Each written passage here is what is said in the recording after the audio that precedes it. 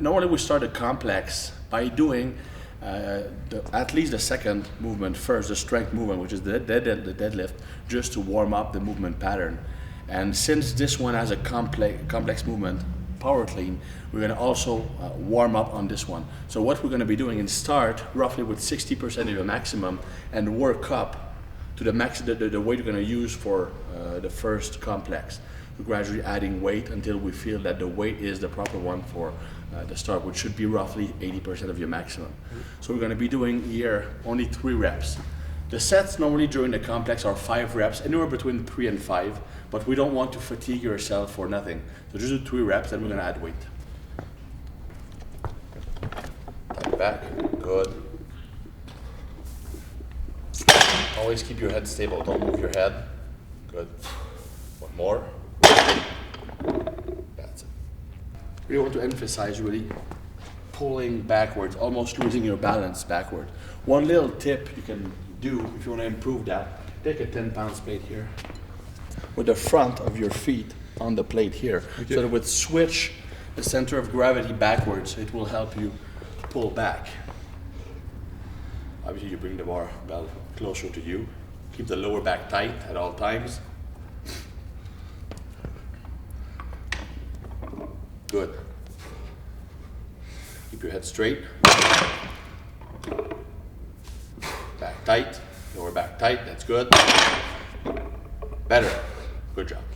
Obviously when you're going to be doing the circuit, we won't use the plates because we won't have any unnatural movement at first, but it's something you can do with all your lighter sets to practice the proper pulling movement. Okay. It's especially important for guys who are tall like you.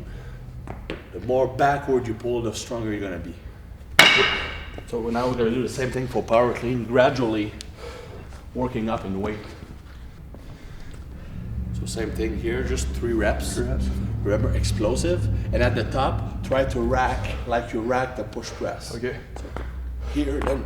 From the end? Yes. Up, jump, jump, jump. Focus on speed. Up, better. One more. Up. Good. Really focus on exploding with your legs up. Okay. And also, don't pause at the bottom. Up. Jump, jump, jump. Don't try to squat under, try to jump on. That's it.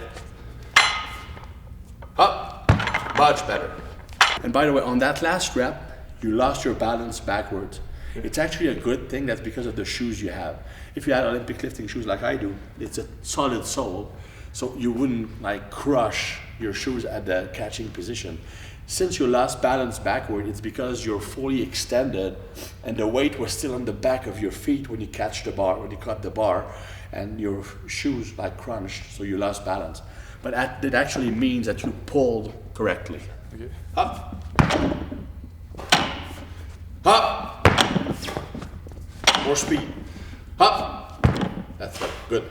Now we're going to start the circuit with the overload movement. We start with the heaviest movement, which is also the slowest one because it's heavy, but you always try to lift as fast as possible.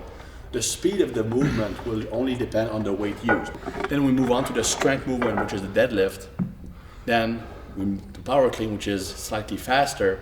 Then we have the jump deadlift, which is even faster, and then the broad jump, which is even faster. Okay. So we moved from the heaviest and slowest down to the lightest and fastest.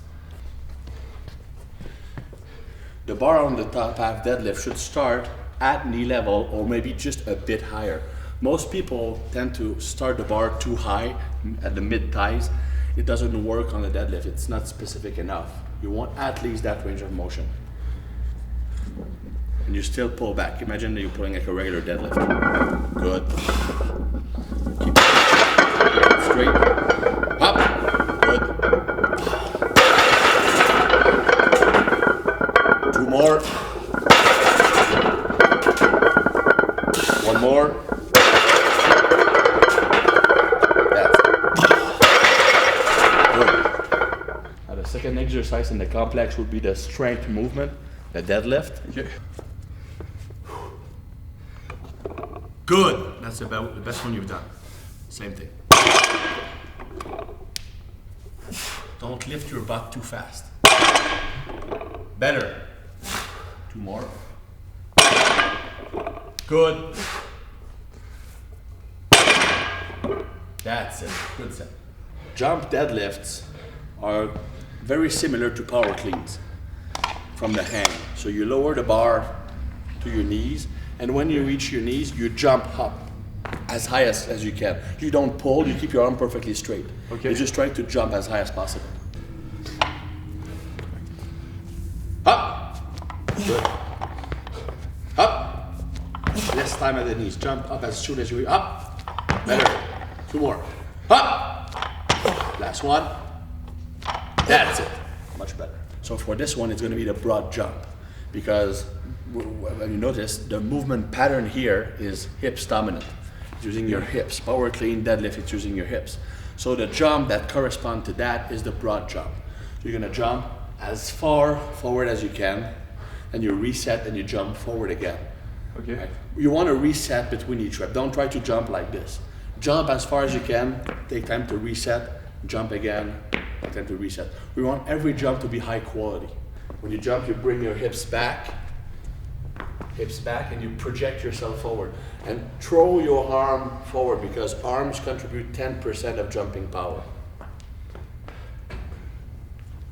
Good. Good.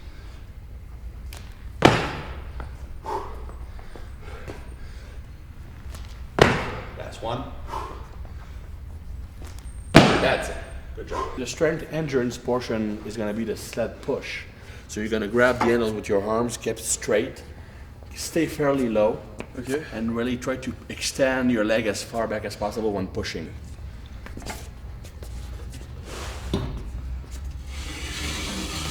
Good. Far back. Good.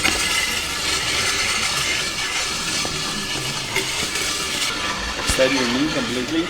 Good.